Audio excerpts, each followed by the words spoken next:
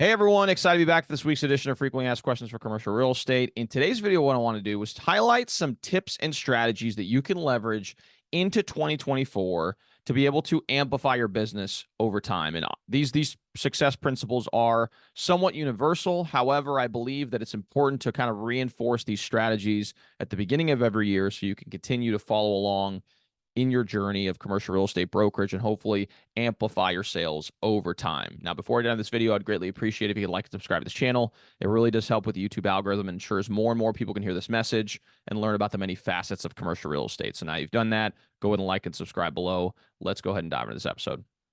All right. So first off, congratulations on making it to a new year. It is 2024, January 2nd, in fact, as we record this. Kind of to highlight the previous year, 2023, when compared to 2022, which was a relatively high transaction volume year, there was over a 50% drop off in transaction volume. So for a lot of people in the commercial real estate space, it was kind of somewhat of a tumultuous year.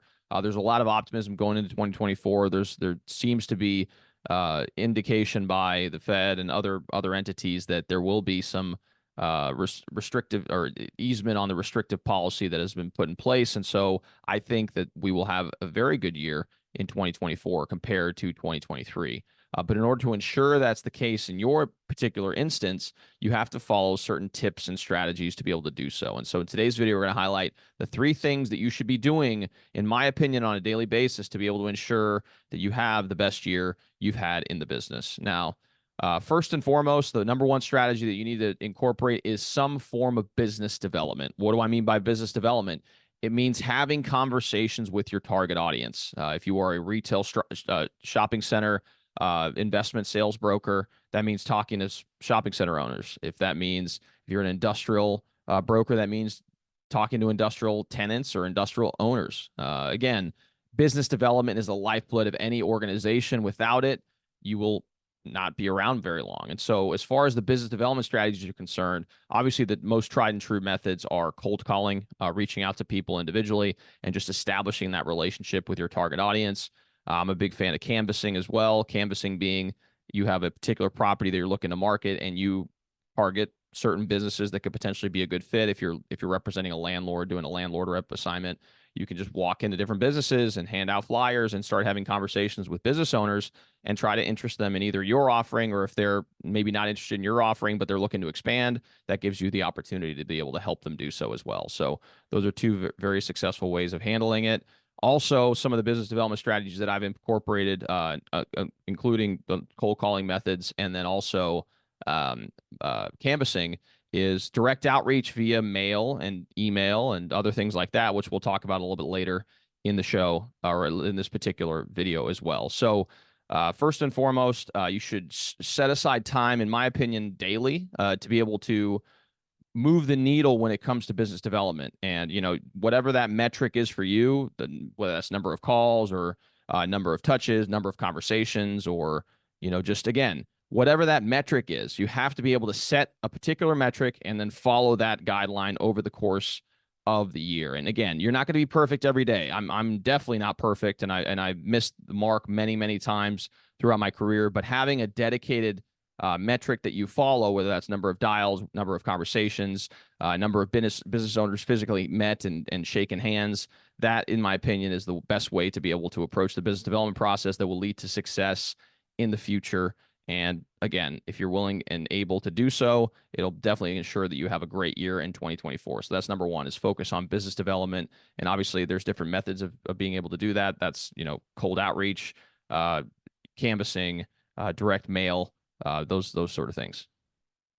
Number 2 is marketing. Along with having the direct outreach for individuals, you have to stay top of mind to your target audience. So that means you got to incorporate some level of marketing in the way that you operate. So one of the ways that I leverage marketing heavily is obviously through social mediums. I'm very active on LinkedIn, Facebook, Instagram, even TikTok, which again, YouTube, I should say. I'm very active on YouTube. Obviously, you're likely watching this video on YouTube. And again, it's a great medium to be able to establish yourself as a brand, your personal brand online, and obviously benefit you and your clients long term. Also, mediums like TikTok, like I mentioned previously, could be a great way to be able to get in front of a younger demographic. And what's surprising about TikTok as well is that it's starting to also attract not only a younger demographic, but also a mid-age and later demographic as well. So it could very well be a very good medium for you. So as far as actionable takeaways and strategies that you can leverage on the social media side, is you have to pick, I would say, 1 to 2 social mediums and just dedicate yourself to actually leveraging those mediums. Obviously, the big ones for me are LinkedIn and YouTube. And so on LinkedIn, I try to produce content on a daily basis to be able to share with an audience, and it's helped me amplify my reach over time. Along with that, we've had Mo Regalado on the Commercial Real Estate 101 podcast, and she had shared that it's also not only do you have to produce content, you also have to engage with other people to help build that community and that reach. And so over time, you need to be commenting on other people's posts. You need to be engaging with other people's posts so that they start constantly seeing you at the top of their feed. And then over time, as you start building relationships with your target audience, incorporate direct messaging, try to get coffee, try to get that physical meeting, which will eventually lead to business. Those are all strategies that I would highly encourage you to leverage. And this should be a daily action. So something like, hey, I'm going to produce a video once a week, and then I'll reach out to 3 to 4 people on a day-to-day basis on these social mediums and just comment or like or send a message or whatever that is. Those metrics need to be incorporated so that you can have something to measure over the course of the year. And I would encourage you guys to do a daily or if not weekly type of activity in that regard. Along with that, on the marketing front, I always highly encourage people to create content or at least share things with your target audience that are of value, so that you become kind of that recognized expert in the field. I've created a monthly newsletter that I share with my audience, and that's helped me kind of establish myself as the market expert. And I get people who actually email me back once I send out my newsletter and just ask questions about different things that are happening in the market. And these individuals are my target audience. And so obviously, hopefully over time, I'll continue to be top of mind for them. So when they decide they need to do something in commercial real estate, I'm the first person they reach out to. I'm also a big fan of sending out postcards. This is a postcard that I created, and I'm going to be sending out to, a top 200 list of people just to kind of share, Happy New Year. And if you have any commercial real estate needs, go ahead and reach out. I also have a QR code here to be able to download the Audible version of one of my books as well. Again, it just kind of creates that expert feel that you really need in order for you to be able to be top of mind with people over time. So that's number 2, is incorporate a marketing strategy and then have metrics to follow to be able to do that. So maybe that's a couple posts a week. Maybe that's, a newsletter a month. Maybe that's 200 mailers a month, 300 mailers a month, 500 mailers a month, whatever that number is for you. But having metrics is extremely important to ensure you can actually track it and over time be able to achieve the goals that you're trying to achieve. So that's number 2. And then finally, number 3 is personal branding. And that kind of goes hand in hand with marketing. But by personal branding, I mean just finding your voice, finding who you are as a person and being able to push that out into the ethos. Because there's a gentleman, I can't remember his name off the top of my head, but he's a very famous entrepreneur that has a podcast called Entrepreneurs on Fire. And one of his famous quotes, which I really resonate with, is your vibe will find your tribe.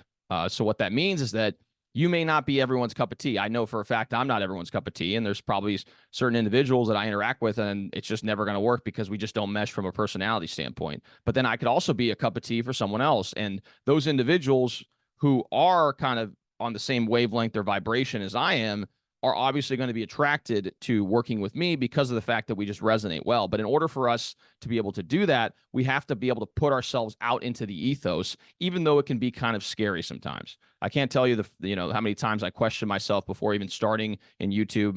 This is even before I got into commercial brokerage. I started releasing YouTube videos on personal development and growth back in, I believe, 2016, and it was super awkward. I didn't like the way that I was presenting myself in video, and the way that I was delivering, the information was not very effective as well. But over time, I got much better at it, and I was able to create a brand for myself. And now there's people who recognize me and people who, want to do business with me as a result of me actively being out there and putting myself out there. And as I said before, I'm not everyone's cup of tea, and that's okay.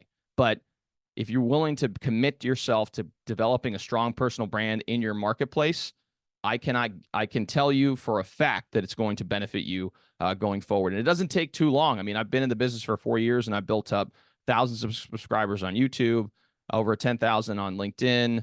I built up thousands and thousands and thousands of subscribers to my email list and newsletters and everything else. And that's all through a 3 to 4 year period. So imagine over the next 5 to 10 years what that's going to look like if you just continue, if I continue to be consistent. And you could follow a similar method yourself. So again, commit yourself to finding your personal brand. Dedicate yourself to really deciding what method you want to do. If you like to take the comedic approach because that's your personality, do it. I highly encourage you, because at the end of the day, you're going to be able to find someone that kind of fits within the mold of your target audience, that resonates with you, and ultimately will do business with you as well. So those are 3 strategies that you can employ to be able to have success in 2024 and beyond. I hope you gained some value from this video. If you did, please like and subscribe. It does help with the YouTube algorithm and ensures more and more people can hear this message. Along with that, if you guys are looking for commercial property in the Louisville metro, surrounding areas, southern Indiana, even further south into Lexington, feel free to give me a call. I'd be happy to help you with a search here in 2024. You can reach me at 502-536-7315, or you can email me at Raphael@rasantigroup.com. Thanks again so much for tuning in, and we'll see you all next time.